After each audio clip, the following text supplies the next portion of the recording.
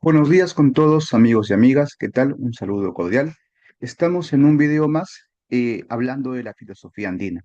En esta ocasión vamos a hablar del libro Incas y Filósofos de Víctor Masi, para lo cual hemos preparado un material, una diapositiva, que nos va a ayudar a hacer la explicación y la crítica, ¿no? Y obviamente también el comentario pertinente acerca, pues, de esta valiosa obra, ¿no? Para comenzar, yo quiero destacar los méritos que encontramos que hay en esta obra. Es un trabajo concienzudo, un trabajo bastante crítico, reflexivo y sobre todo, pues, aporta con la idea de emparentar a los incas con los amautas, a los amautas con los filósofos, ¿sí? Bien, en nuestro caso vamos brevemente a presentar al doctor Víctor Masi Guaycucho. Él es educador de la Universidad Nacional Enrique Guzmán y Valle, conocido como la Cantuta. Pertenece a la Sociedad Peruana de Filosofía y se ha desempeñado como docente en muchas universidades, teniendo gran prestigio, gran reconocimiento, ¿no? Es una figura muy valiosa de la filosofía peruana. El autor Víctor Masi ha publicado otros libros: Presentación de Juan Yumpa, Apuntes monográficos de Morococha, y me parece su más reciente publicación es Kaita Yuyachihuay, Hamuta Chihuay, ¿no? Huellas de reflexión originaria. Bien, nuestro video va a proceder de la siguiente forma. Primero vamos a resumir el libro, luego haremos una valoración y por último nuestras observaciones críticas. Resumen del libro.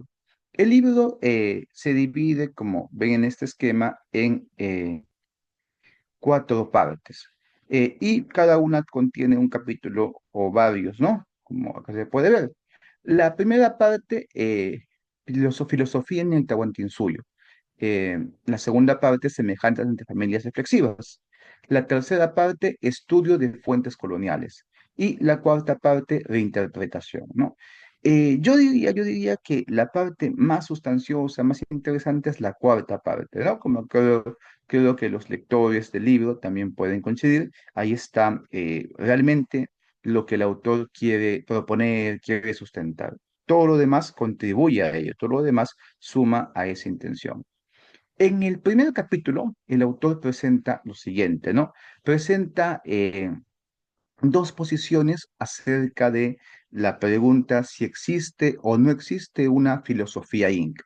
Y él diferencia dos grupos: el universalismo asuntivo, de aquellos que niegan a la filosofía inca, que no quieren admitir una reflexión filosófica inca, y por el contrario, hay un grupo de filósofos estudiosos que de alguna otra forma sí habrían asumido, sí habrían defendido la tesis de una filosofía propia, autóctona, una filosofía inca, ¿no? Es un capítulo histórico de tomar en cuenta a los que propusieron tesis semejantes antes y haciendo un tipo de balance y perspectiva de estos autores, ¿no? Bien, el segundo capítulo, Ishkai, ¿no? En quechua, Semejanzas de familias reflexivas, es un capítulo muy valioso, muy interesante, sobre todo en relación a la metodología de cómo debería llevarse a cabo la investigación, en este caso, filosofía andina. Aquí lo interesante es que el autor habla de temas como la hermenéutica, como la traducción, como familias reflexivas de conceptos, ¿no? Aquí, por ejemplo, en la tabla que estamos viendo, el autor señala que pueden emparentarse, pueden homologarse conceptos como Kai con ontos, conceptos como Tixi con Arge, Pacha con Fisis, Yanantin con dialectos, Yuyay con noesis, ¿no? Yachay con nomos, Hamutai con episteme, Chija, Suyuy con aletheia, Kama con energeia, Hamu con filósofos, Hatunuduna con antropoceios, Kamachikuy con lobos y Ayinkai con arete, ¿no? Aquí lo que llama la atención es que el autor piensa que hay un núcleo de problemas universales, que la filosofía sería una actividad propia del hombre y que en diferentes culturas se habría expresado de diferentes formas. en la cultura griega con sus conceptos, con sus argumentos y teniendo pues digamos, una expresión en textos, en escritos. Y eso, digamos, también habría tenido su paralelo, también habría tenido su contraparte en el mundo andino, con los amautas, con los cultivadores del saber. Y estos conceptos tratarían de mostrar algo así como este paralelismo, ¿no? Y la idea sería que hay una filosofía universal, una filosofía que se expresaría en diferentes culturas y que y para abordar ello, sería importante pensar en familias reflexivas, ¿no? Algo así como núcleos de problemas que abarcan diferentes expresiones de, por ejemplo, el problema del ser, el problema del principio, el universo, la oposición, pensamiento, conocimiento, saber, verdad, energía, sabio, hombre, razón, virtud, ¿no? Bien, entonces creo yo que este capítulo es clave para entender todo lo que viene, porque en buena cuenta el autor va, digamos, de alguna forma, tratar de llevar a cabo digamos, esta mostración de las familias reflexivas, ¿eh? En el caso de la filosofía inca, tahuantinsuya, ¿no? Andina, como él señala. El tercer capítulo es una revisión y comentario bastante detallado de las crónicas en las que se basa el conocimiento del mundo andino prehispánico, ¿no? Y hace un recuento de los principales autores: Garcilaso, Cieza de León, Bartolomé de las Casas, Juan de Molina, etcétera, ¿no? Ahí, digamos, el autor hace una evaluación de qué crónicas tienen mejor información, están más documentadas, se acercan más de repente a las fuentes originarias. Dentro de esta misma segunda parte, ¿no? del libro, el autor nos habla de las fuentes originarias de la propia cultura andina. Es decir, los europeos, los españoles, llegan y describen, ¿no? En sus crónicas, libros, pero digamos, anteriormente ya los propios andinos tendrían su forma de escritura, su forma de guardar memoria de lo que ha pasado, y el quipu sería pues justamente ello. El autor lo que hace en esta parte del libro es, viendo las crónicas, seleccionar aquellas partes, aquellos autores que han hablado de las crónicas, que han referido sobre el quipu. Y en eso hay algo muy interesante. En base a lo que dicen los cronistas, hay dos tipos de equipo. El equipo contable, el equipo numérico, que registra cantidades, cifras, y y los arqueólogos, antropólogos, incluso del tema, tienen más o menos cierto acuerdo de cómo puede funcionar, de cuál es su mecanismo, ¿no? Sin embargo, también las crónicas comentan la existencia de un conjunto de quipus narrativos, de quipus que no solamente, o sea, de quipus que no registran números, sino acontecimientos, eventos, hechos, y que esos quipus serían valiosísimos porque ahí estaría expresada la sabiduría inca, la filosofía inca. Estos quipus serían propios de los amautas, de los hombres sabios, y serían quipus de un nivel especulativo, pues, que está por descubrir. Algo similar también sucede con el tocapu, que también sería un soporte de escritura inca que, basándose en figuras, en signos, en símbolos, estaría transmitiendo un mensaje, ¿no? El problema que el autor señala es que lamentablemente no hay un consenso general entre los investigadores de cómo podríamos traducir esto, qué podría significar. Hay tentativas, hay intentos, hay esfuerzos, pero que no llegan a ser no llegan a ser 100% convincentes, ¿no? Hay diferentes autores y autoras que quieren de repente decir que han descifrado el quipu, que han descifrado el tocapu, pero luego cuando se analiza esto con cuidado, se ve que es una tentativa nada más, ¿sí? Eh, el capítulo ya, me parece en la tercera parte, ¿sí? El capítulo, permítanme, en este caso es el capítulo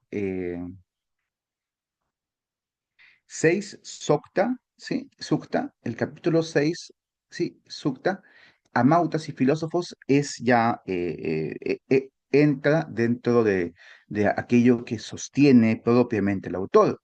El autor sostiene que en el mundo inca, que en la civilización inca, existieron filósofos, existieron hombres dedicados exclusivamente al cultivo del saber. Los samautas y tenían una institución llamada el Yachaywasi, donde ahí pues se dio esta reflexión, sí, que lamentablemente no ha llegado a nuestros días de forma que pudiéramos saber exactamente qué pensaban, qué decían. Ya han llegado indirectamente noticias suyas filtrado de las crónicas, ¿no? Y luego vamos a ver que hay algo interesante que se puede decir teniendo en cuenta los quipus. Bien, teniendo en cuenta esta equiparación, ¿no? Que se equiparan a mautas y filósofos, es que el autor va a destacar a a mautas, dos filósofos andinos, diríamos, ¿no? Uno, Pachacútec, el noveno inca, este emperador incaico. Para Víctor Masi sería el representante el representante de los filósofos incas.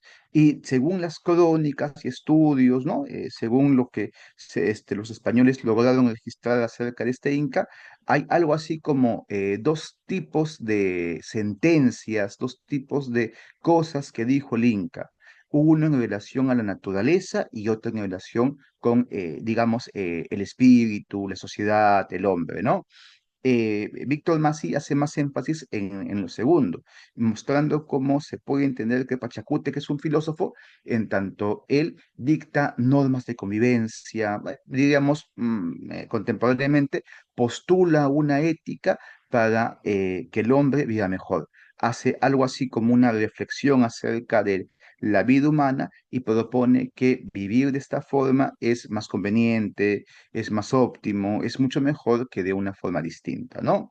Y así es que en las crónicas se recogen muchos dichos, frases, sentencias, ¿no? Leyes, normativas que el Inca, digámoslo así, proponía como leyes. ¿Sí? Y luego, Víctor Masi nos presenta la figura de Juan Yumpa, ¿sí? Un personaje que él ya trató en un libro anterior, ¿no? Y que es un sabio andino que Huamampoma de Ayala conoce y lo retrata y describe algo de él en su famoso libro, La Nueva Crónica Buen Gobierno. Se trata de un sabio que investiga los cielos, que investiga el orden de los astros, del sol, la luna, que está atento al movimiento cósmico, diríamos, ¿no? Y en base a ello quiere también predecir qué cosa resultará en relación pues con las cosechas, las siembras, etcétera. Aquí en el dibujo de Roman Poma se señala también que se le dibuja con un quipu, ¿no? Instrumento que tendríamos que conectar justamente con la actividad de registrar los cielos que hace este personaje. Además, también se comenta que era sabio en el tema de las plantas, las hierbas, ¿no? En el tema de lo que vamos a ver es la medicina más adelante. Estos para Víctor Masi serían los grandes representantes que podemos decir de la filosofía inca, ¿no? Claro, hay muchos más de repente, pero que investigaciones más detalladas, más profundas, podrían destacar. Sí, muy bien. El capítulo 7, Reflexiones de los Jamautas, es bastante interesante, sobre todo por el supuesto que plantea. En este capítulo hay una tesis que creo yo es bastante potente, ¿no? Claro, es todo un tema probar esta tesis, es todo un tema confirmarla, pero de ser cierta sería una cosa muy interesante porque cambiaría nuestra comprensión de los textos quechuas que los cronistas transmiten. Según el autor, muchos cronistas, ¿sí? Habrían escuchado a los amautas y en base a ello transcrito oraciones dedicadas a los dioses. Pero estos amautas no es que hubieran simplemente hablado, recordando, no, sino que estos amautas habrían estado leyendo los quipus, ¿no? La imagen, la escena es que un español se acerca, ¿no? Un cronista, ¿no? Se acerca a un viejo amauta, y el amauta para hablarle acerca de de su historia, de su religión, de sus himnos, de sus cantos, de sus oraciones de los dioses, tendría un quipu, ¿no? Y entonces el amauta, leyendo su quipu, descifrando su quipu, es que va hablando, contando. De este modo, muchas oraciones coloniales, como por ejemplo las oraciones que recoge Cristóbal de Molina, las oraciones de Santa Cruz Pachacuti, del mismo Guanampoma de Ayala, serían transcripciones de los quipus narrativos. O sea, los quipus narrativos no es que se habrían perdido, no, sino que a lo mejor han sido transcritos en estas famosas oraciones que están dentro de las crónicas, ¿no? Claro, ahí digamos, hay de repente todo un conjunto de cosas que esto puede suscitar como preguntas, ¿no?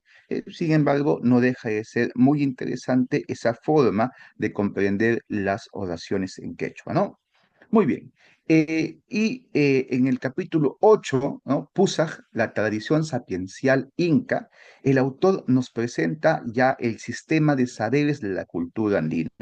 ¿Qué cosa es lo que los hombres andinos conocían y cómo ordenamos su conocimiento, ¿no? Algo así como que, ¿cuál es su episteme? ¿Cuál es su campo de saber? ¿Cuáles son las disciplinas que cultivaron, ¿no? En base, pues, a la filosofía de los amautas, la filosofía de los incas, ¿no?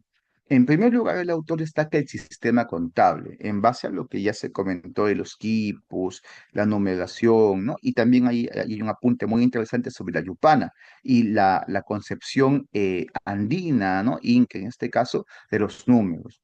Luego está el Ayincay, que sería una especie de ética, de moral que apuntaría al vivir bien. Como recordamos, Pachacútec, pues, fue el gran filósofo en este caso, ya que él pensó, ¿no? las leyes normativas hacia una vida mejor. El Suyuy Ayin Runa, ¿no? Hombre verdadero y bueno, sería un ideal de hombre, sería el paradigma de ser humano al que debería aspirar todo tahuantinsuyano, todo súbdito inca, ¿no? Ser un hombre verdadero, honesto, formado en el bien, etcétera, ¿no? El Yachay, el, ya, el Yachachik Tarpun, Tarpuimita es el conocimiento para el tiempo de siempre. Esto tiene que ver con cómo los andinos, desde tiempos inmemoriales, cuando quieren conocer sobre qué sucederá en la próxima siembra, en la próxima cosecha, cuando quieren predecir el clima, dialogan con la naturaleza, dialogan con lo que se suele llamar hoy día bioindicadores, dialogan con los animales, plantas, con el entorno, ¿no? ¿Cómo es este diálogo? Tiene que ver con la observación y el desciframiento de los signos que pueden los animales mostrar en por ejemplo, en la construcción de sus nidos, ¿no? En el caso de las aves, por ejemplo, o en el caso de las arañas, donde están haciendo sus telas, sus redes, etcétera, ¿no? Muy interesante. Ahí el autor trata de darle un sentido realista, un sentido científico, ¿no? Para entender de que es una forma de conocimiento verdadero. Luego está el Hampi, ¿no? La famosa medicina andina basada en el conocimiento de plantas, de hierbas y cómo se usaban para diferentes enfermedades y cómo tenía cierto funcionamiento. El taqui, que es el baile, lo que diríamos las danzas, donde también se guardaba conocimiento del pasado. Las danzas eran una forma de registrar los acontecimientos importantes y al, digamos, instituirlas como tal, quedar en la memoria colectiva, ¿no? Y por último, el autor nos habla del Hali, ¿no? De los Halis, los cantos, los himnos que se hacían en las festividades a los dioses, ¿no? Y el autor ahí termina con un recuento de los más importantes Halis de la época de los incas, ¿sí? Ese sería el contenido de este importante libro, ¿no? Creo yo un gran hito de la filosofía andina. Incas y filósofos, posturas, teorías, estudio de fuentes y reinterpretación. Bien, pasemos ahora a lo que es la parte valorativa. Yo considero que este libro es valioso porque ofrece una visión analítica, es decir, los problemas que el estudio de la filosofía andina, la filosofía inca pudiera tener, aquí son analizados, es decir, son reducidos a componentes simples, digámoslo así, entre comillas, muy pocas cosas son simples, pero que, digamos, se reducen a puntos que pueden captarse, ¿no? Hay un énfasis en analizar detalle por detalle, en ser meticuloso, ¿no? Y eso es una cosa muy valiosa. Luego, el autor muestra un gran conocimiento de las fuentes, una profundización en las crónicas, en los escritos que dan cuenta del mundo andino, ¿no? Eso es una de las cosas más sólidas que tiene el autor, ¿no? Un manejo, pues, bastante profundo, ¿no? Un conocimiento de causa de las crónicas.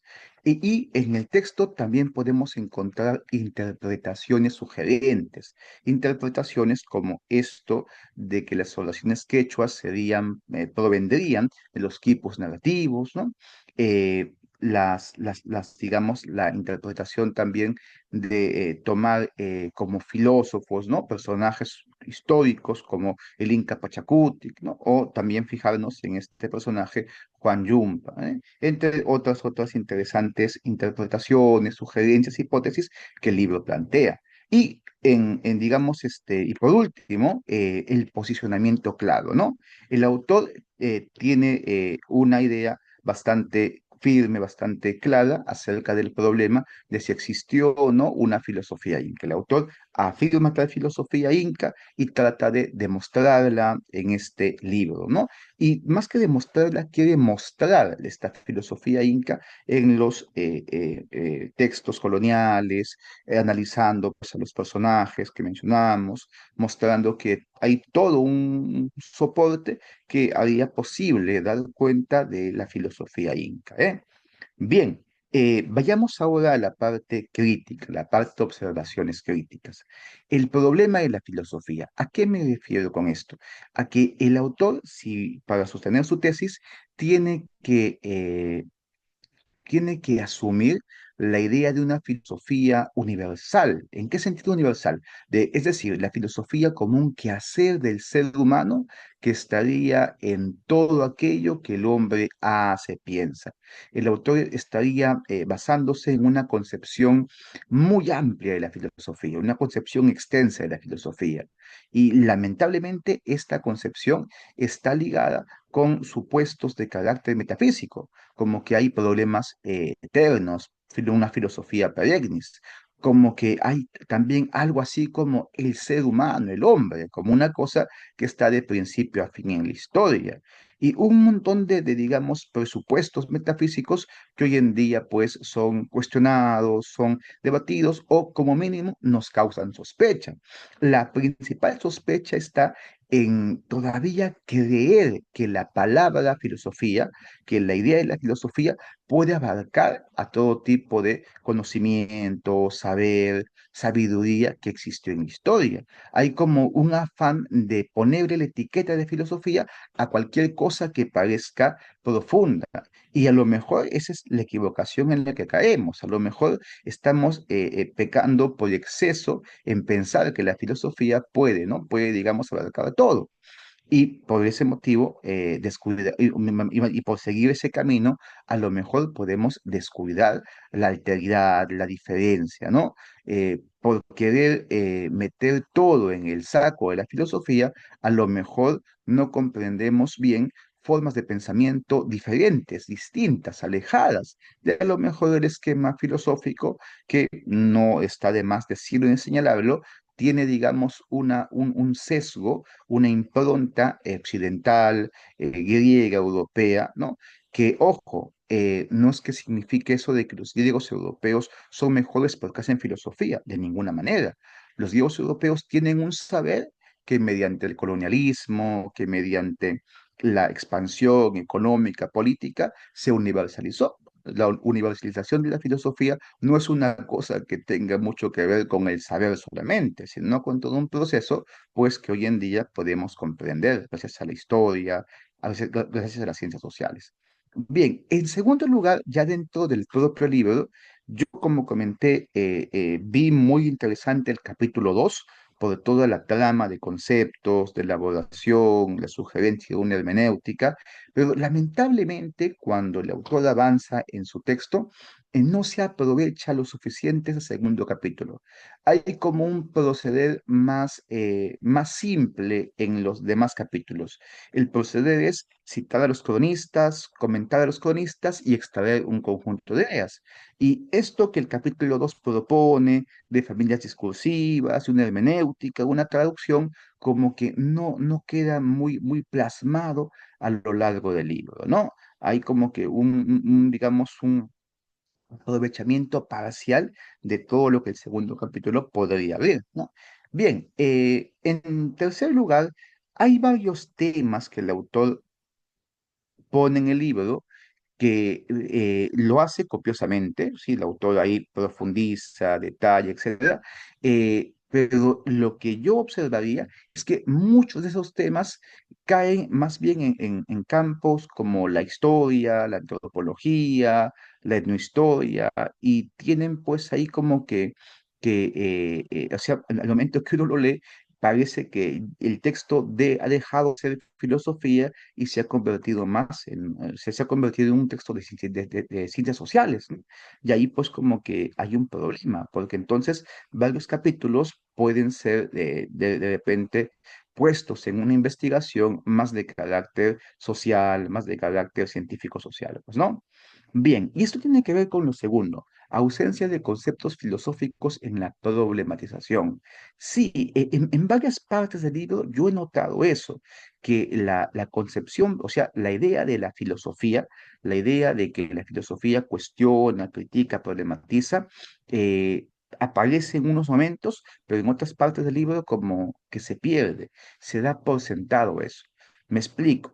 eh, Cuando uno trata de pensar filosóficamente algún tema, algún problema, ¿no?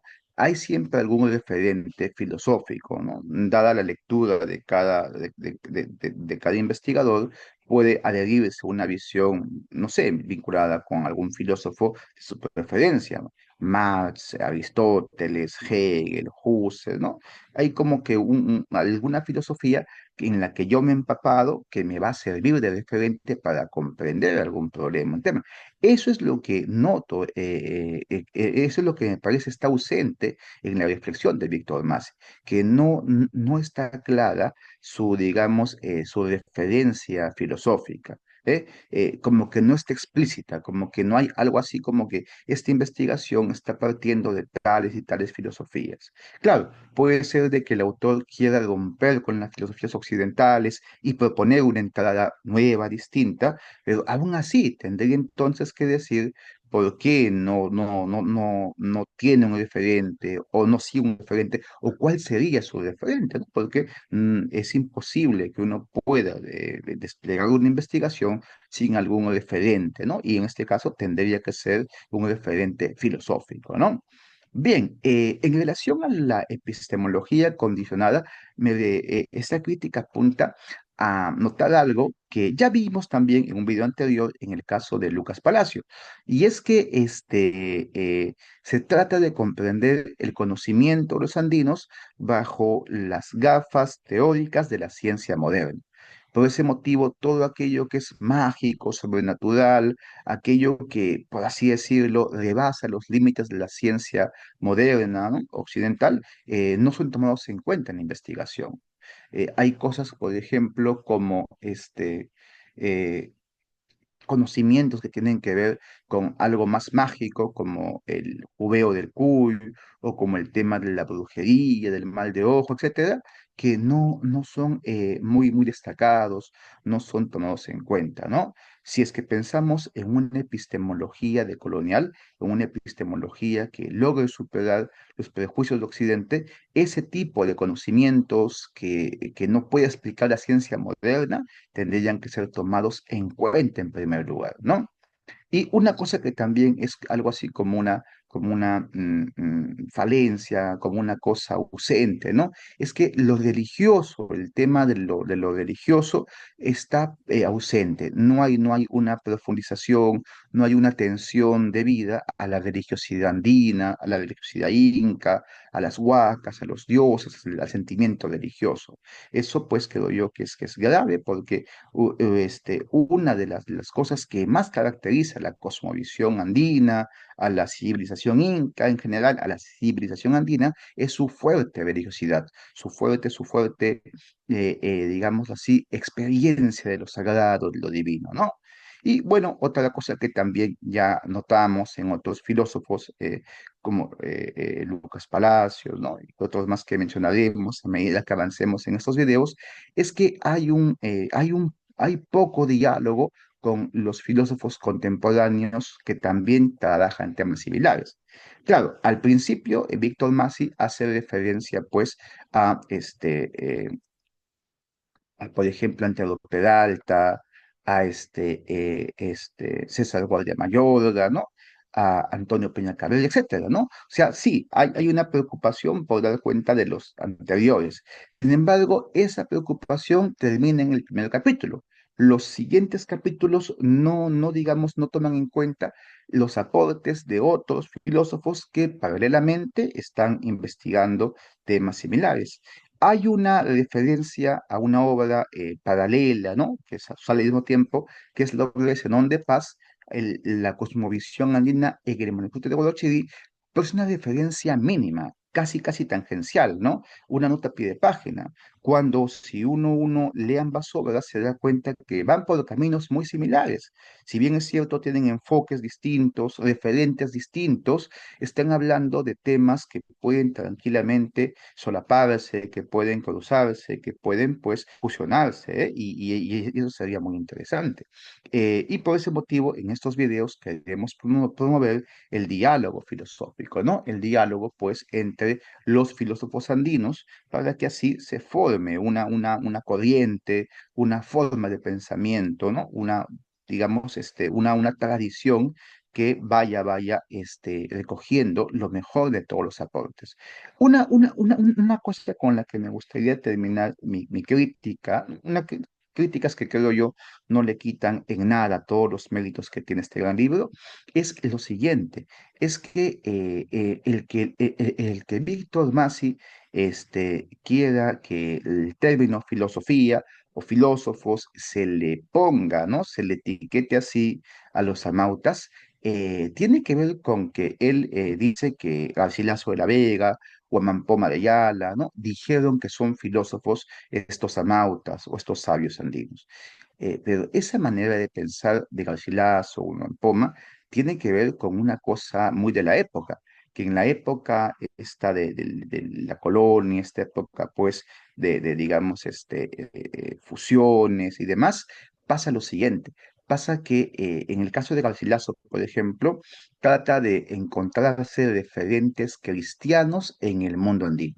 Garcilaso hace eso, hace la operación de encontrar cosas que ya preludian a lo cristiano, ¿no? Como una cruz en un lugar sagrado, ¿no? O también otros autores hablan de Tunúp, etcétera, ¿no? Como algo así como que ya de alguna otra forma lo occidental, lo europeo, ¿no? Lo cristiano estuvo aquí presente en el mundo andino, se adelantó, ¿ya? Y dentro de ese mismo marco está la filosofía. Hay algo así como en Garcilaso y otros autores, una falta digamos, de conciencia histórica o conciencia de la alteridad también para entender que lo que hacen filósofos, que lo que hacen amautas es algo distinto a la filosofía. Así como ellos engloban o tratan de englobar el mundo andino en un cristianismo forzado, así también la filosofía sería parte de ese mecanismo, ¿no? Sí, así es que más bien resulta lo contrario de la intención del autor, ¿no? Una cosa, pues, que también, digamos, habría que apuntar, que notar, es que esto de incas y filósofos es, claro, una propuesta llamativa, interesante, ¿no? Pero yo creo que habría que trabajarse más en el lado de los filósofos, en el lado más de la aprehensión filosófica puede hacerse del mundo andino, del mundo inca, la civilización pues andina en general, ¿no? Bien, amigos y amigas, gracias por su atención. Espero les haya gustado este video y cualquier duda, comentario, cualquier opinión a favor o en contra que ustedes tengan, no dejen de escribirme, ¿no? No dejen de comentar, ¿sí? Yo encantado de leerlos y si están viendo este video, les pediría también que se suscriban porque vamos a estar subiendo más videos sobre filosofía andina, ¿sí? Muchas gracias, ¿sí? Hasta otra ocasión.